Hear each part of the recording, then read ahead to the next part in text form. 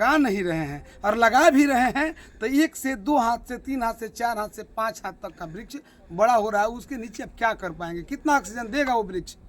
आप एक वृक्ष काटते हो और 100 वृक्ष लगाते हो छोटा छोटा, तो 100 वृक्ष के बराबर एक वृक्ष पहले वाला है। लेकिन पहले वाले जो बड़ा बड़ा वृक्ष हुआ करता था उसको काट करके हम अपने सुख के लिए, अपने जो ज़रूरत की चीज़ों के लिए, ज़रूरत की वस्तुओं के लिए हमने इस्तेमाल तो कर दिया। लेकिन आज अगर प्रकृति के साथ हम खिलवाड़ नहीं कर रहे होते, प्रकृति के साथ अगर हम लोग कहीं ना कहीं सामंजस्य बना के रहे होते, तो आज ये दिन नहीं देखना पड़ता। तो जिस तरह से हम लोग प्रकृति के साथ खिलवाड़ कर रहे हैं, प्रकृति भी हम लोगों के साथ वैसे ही खिलवाड़ कर रहा है। तो प्रकृति को हम दोषी नहीं देंगे, दोषी हम सब हैं। तो आइए मिलजुल करके वृक्ष लगाएं, और वृक्ष लगा करके और पर्यावरण को बचाएं। आज पर्यावरण हमको सीख दे रहा है। आप देख पा रहे होंगे ये मिट्टी मलिन हो रही है, ये मिट्टी बयां कर रही है। ये धान का जो आप देख पा रहे हैं थन, ये धान के थन के नीचे आप देख पा रहे होंगे सूखा हुआ है और पूरा बंजर सा पड़ा हुआ है। और आप ये भी देखेंगे, थोड़ा सा जूम करके दिखाएंगे कैमरामैन, कि ये देख पा रहे होंगे कि धरती की दरार कितनी फटी हुई है कि इतना गरीब, कमज़ोर, लाचार, बेबस का कपड़ा भी नहीं फटता है। आइए हम बात करेंगे आज के ज़माने में जो लोग कहीं ना कहीं पर्यावरण के साथ खिलवाड़ कर रहे हैं, इकोलॉजी वीट के साथ खिलवाड़ कर रहे हैं, इकोलॉजी के साथ खिलवाड़ कर रहे हैं, जो वायु मंडल में वायु की गंदगी जो हम लोग फैलाने का काम कर रहे हैं।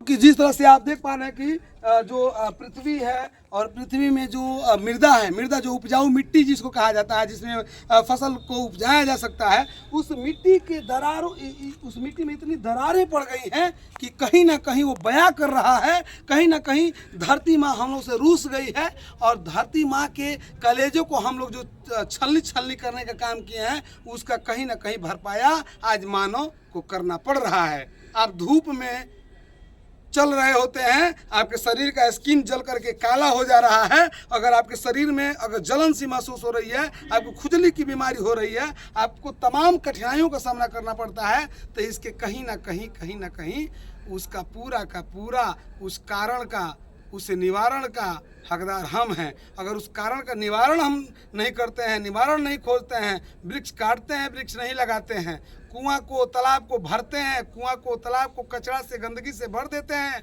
उसका सर सफाई नहीं करते हैं, घर के इर्द गिर्द सर सफाई नहीं करते हैं, तो पर्यावरण को हम लोग दूषित कर रहे हैं। तो कहीं ना कहीं पर्यावरण के रखवाला बनना है, पर्यावरण के समकक्षीय कार्य करना है। तो पर्यावरण को बचाने के लिए बड़े बड़े जो वृक्ष हैं, फल का नहीं 20 को फल देगा, नहीं हाइब्रिड बोइए, हाइब्रिड बोते हैं तो 20 को फल देता है, देहाती बोइएगा तो 5 को फल देगा। तो आपको 5 फल में ही सबूर करना है। नहीं फल देगा तो कम से कम ऑक्सीजन तो देगा, आप उसके छाए में बैठ करके कम से कम 2-4 को चौकी लगा कर बैठ तो पाएंगे। आज के 10 साल 15 साल पहले अगर हम लोग चलते हैं, 10 साल 15 साल पहले की बात अगर हम लोग करते हैं, तो देखते थे कि हम लोग के गांव में बरगद का पेड़ हुआ करता था, पीपल का पेड़ हुआ करता था, पकड़ी का पेड़ हुआ करता था। और उस पकड़ी और पीपल और बरगद के पेड़ के नीचे हमारे गांव समाज के जो सामाजिक लोग हैं, गणमान्य लोग हैं, जो सामाजिक ओहदे के लोग हैं, वो भी बैठते थे। पर पंचायत हुआ करता था, गांव में शादी विवाह तिलक समारोह हुआ करता था, देखौकी हुआ करता था, तो उसके नीचे हो जाया करता था। लेकिन आज वो दिन खत्म हो गया, विलुप्त हो गया, और कहीं ना कहीं उसके पूरा का पूरा उस बुराई के हकदार हम ही लोग हैं। तो आइए ना मिल करके और नया वृक्ष लगाया जाए, और बड़ा बड़ा वृक्ष लगाया जाए, और इस मिट्टी में, ये मिट्टी जो मलिन हो रही है, ये मिट्टी जो दरार छोड़ रही है, इस मिट्टी में दरार छोड़ते हुए मिट्टी के बारे में हम लोग चर्चा करें। आप थोड़ा सा दूर दिखाएंगे अरविंद बाबू, वहाँ पे दिखाएंगे, ये वो उस वाला ज़मीन में देखिएगा वहाँ पे धान कैसे सूख रहा है। क्यों सूख रहा है? कारण एक ही है कि वर्षा नहीं हो पा रही है। वर्षा के पानी से ही वो जा कर के सींच करके बढ़ सकता है। नहर में पानी है, लेकिन नहर के पानी से उतना दूर तक आप जो है कि सिंचाई नहीं कर सकते हैं।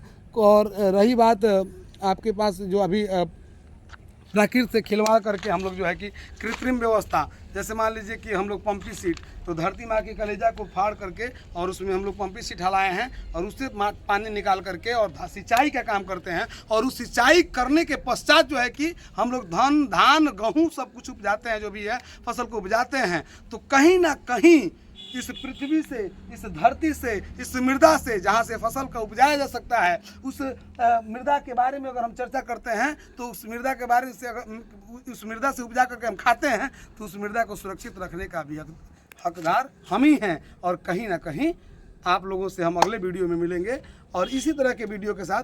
तब तक के लिए आप लोगों से हम विदा लेते हैं। खबरगांव तक को देखते रहिए और इस वीडियो को ज़्यादा से ज़्यादा शेयर कीजिए। खबरगांव तक को फेसबुक को पर ये वीडियो देख रहे हैं तो पेज को फॉलो कीजिए, यूट्यूब पे देख रहे हैं तो यूट्यूब चैनल को सब्सक्राइब कीजिए। अगले वीडियो मिलते हैं, तब तक के लिए नमस्कार, प्रणाम, जय हिंद।